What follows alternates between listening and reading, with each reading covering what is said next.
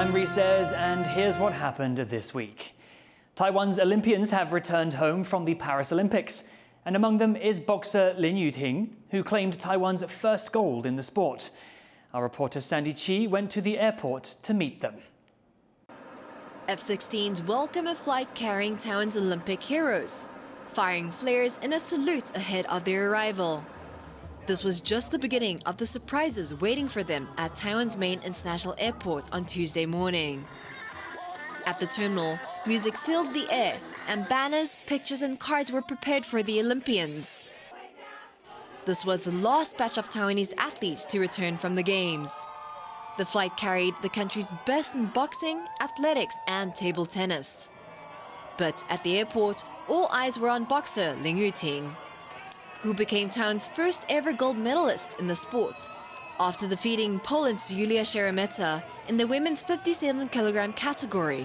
拿到最高的荣誉，展现出我们台湾最强大的力量与精神，是我想要做到的一件事情。那让大家可以认识我们，认识台湾。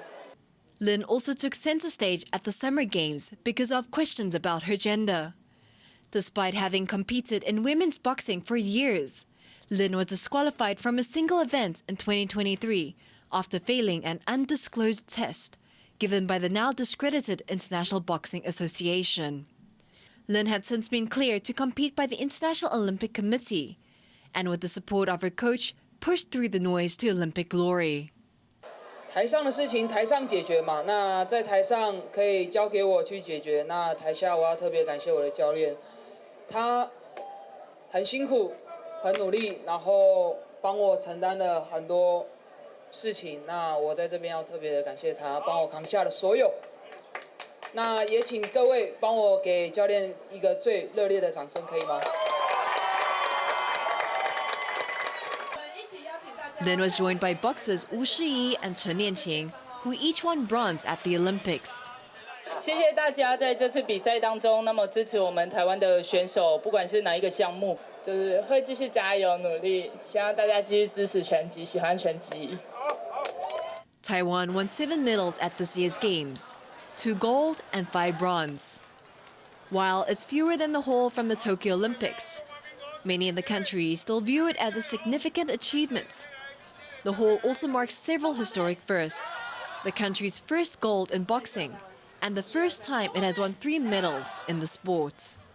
And now that the athletes have returned to Taiwan, they need to recover from the pressure and excitement from the Paris Summer Games, and then regain focus, and then overcome trials that lead up to the Olympics in LA in 2028. Chris Ma and Sandy Chi in Taoyuan for TaiwanPlus.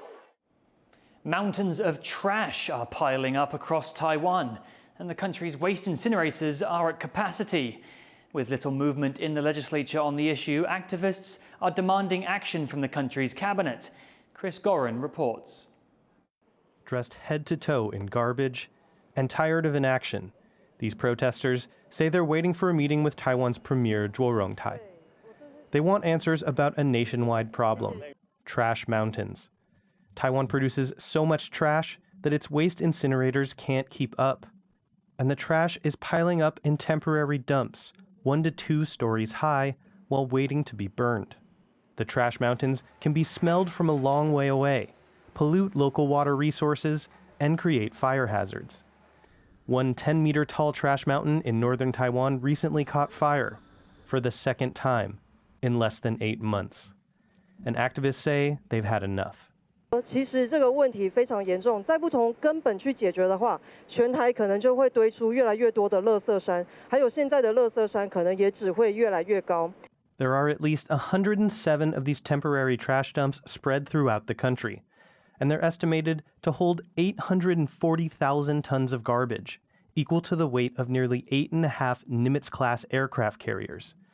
And the problem is likely to get worse, as the average amount of trash each person in Taiwan produces is actually increasing.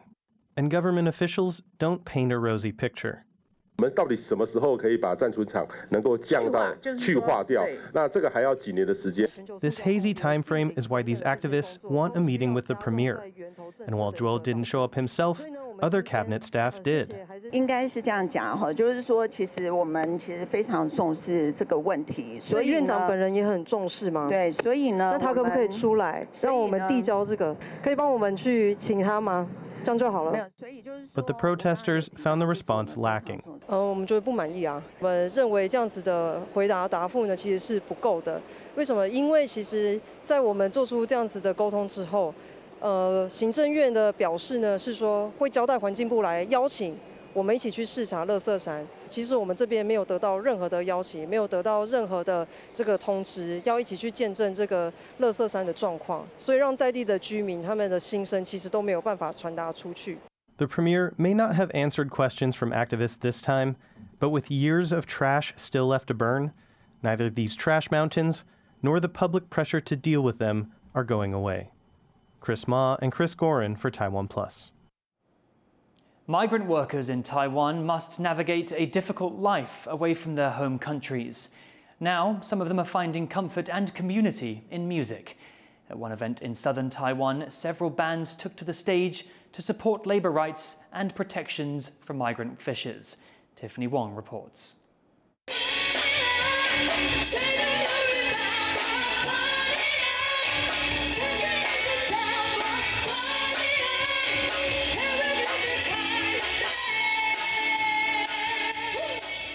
Spreading peace and love with music.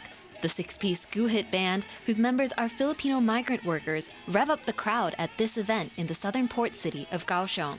The audience, many of them fellow migrant workers from the Philippines and Indonesia, are gathered here in support of migrant fishers. The band hopes that their grooves will bring joy to their community, despite the many struggles they face. Music is it gives us freedom to speak our feelings or what's deep inside us, and music can give us peace of mind. We're so stressful at work, so that's why music is very important to us. Most of Taiwan's 750,000 migrant workers are from Southeast Asia, working essential jobs in the country's manufacturing, agricultural, and fishing industries, and taking care of its elderly population, only to face long working hours and low wages. Many also deal with abuse and discrimination. But here at this concert, these migrant performers say they want to celebrate the diversity they bring to Taiwan. 我们来台湾也是不是工作而已啊，我们也可以我们喜欢的什么东西啊，我们可以继续追那个梦想。刚好台湾的国家都是很支持我们那些外劳这样子。But some say the government needs to do more to make life easier for these essential workers, who are trying to support their families back home. The organizers of the event specifically called attention to the plight of migrant fishers, who often spend months out at sea, unable to contact family or access help. Being a fisherman is not easy at all. They would like to have some contact with families, with NGO, with maybe a government agency when they would like to report anything. Different NGO are urging Taiwan governments, also the ship owners, to continue to install this Wi-Fi on board for fishers. Despite the daily frustrations they face in Taiwan, music has given these migrant workers a rare outlet, allowing them to come together and let their talents and dreams shine. Kamashri and Tiffany Wong in Kaohsiung for TaiwanPlus. Educators are calling for more resources to help older people in Taiwan go back to school. It comes as the number of middle-aged and elderly people in the country exceeds the number of children aged 5 to 18. Taiwan is set to become a super-aged society by 2025, with 1 in 5 people over the age of 65. Academics say establishing an elderly learning agency would help support people's independence in old age.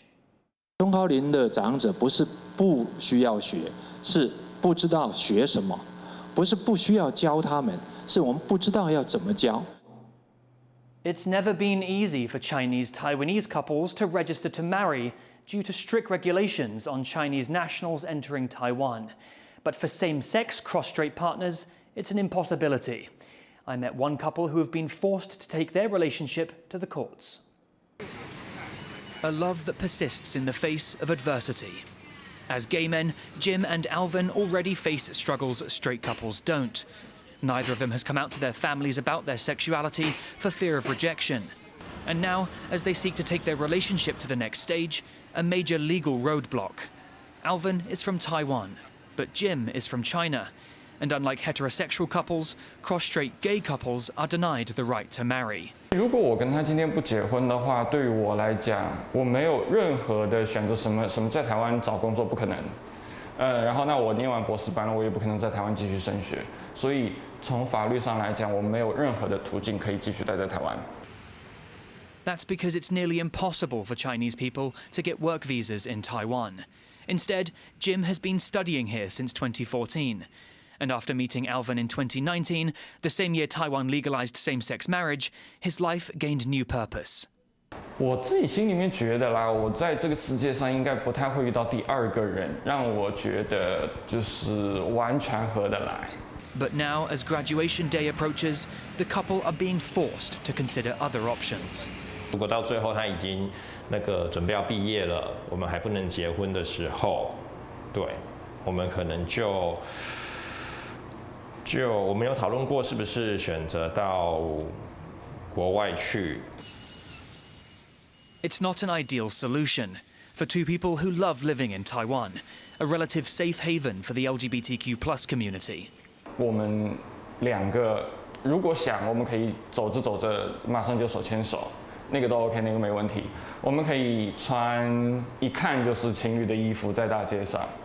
可是如果今天我们去到别的国家，别的可能不太那么性别友善的国家一起生活，那些事情我们其实都没有办法做。